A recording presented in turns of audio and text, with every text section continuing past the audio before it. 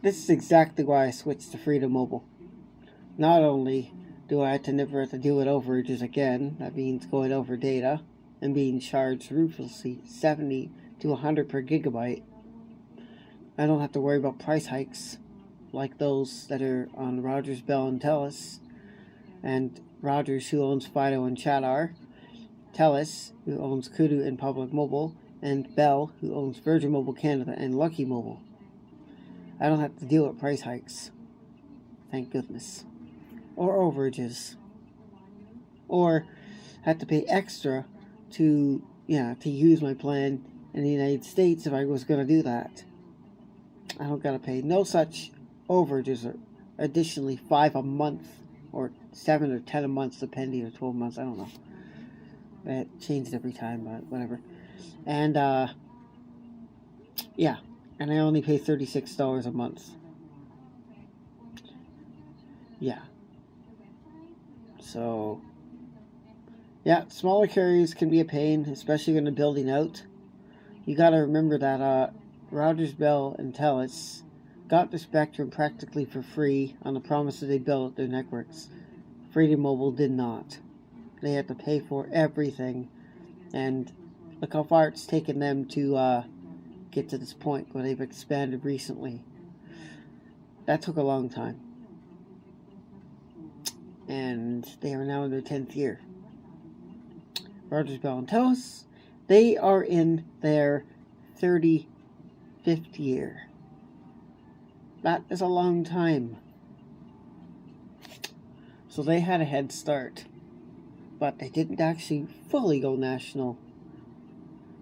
And they aren't 100% covering all of Canada, even where people don't live. If you look at the coverage map, you'll see they pretty much are still mostly regional. They only cover where people live. They don't cover most of these conservation areas or campsites that are in the conservation areas, mind you, because there's no place to put a cell tower, because it's barred. That's how you'll see. And that goes for any cellular carrier. That's one of the major problems. I'm assuming that when the 5G comes, it'll probably give the stupid big 3 carriers an excuse to raise their prices and charge exorbitant rates for data. I'm glad besides that and whatever, I'm glad I didn't fall for the larger carriers bait and switch tactic for the 60 for 10 gigabytes, because 1, it still comes with overages, and 2, the prices got hiked. I stayed with the real competition. Rogers, Bell, and Telus are not competition. Their subsidiaries are pathetic excuses for competition. If you want to support real competition, go with Freedom Mobile. Prepaid or month-to-month, they're basically the same. You just either you top up or you pay for the bank. It doesn't matter. It's still month-to-month. Unless you go on a tab, yes, it's a 2-year agreement, or you want to settle the balance early. Poof, done. It's that easy. And there's that return policy if you do buy a device, 15 days. If you go prepaid, it's a whole 30 days. So, hey, if it doesn't work out, you go back to your original carrier. They never said it was a bad thing. Just don't dismiss the 15 days if you buy a device. That's what I've seen a big truck full of people do, an apartment full of people do.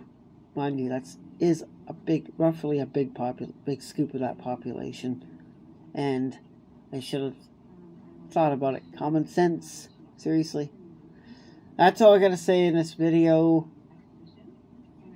Nobody gets paid to do these videos. Speaking on behalf of a great carrier, nobody gets paid to use Facebook or the internet in general, just to make posts or whatever, or to reply to comments or anything. It's bullshit if anyone makes that claim. Anyways, laters, feel free to subscribe anytime. I'm going to try to get more videos made. It just, work gets in the way. Peace.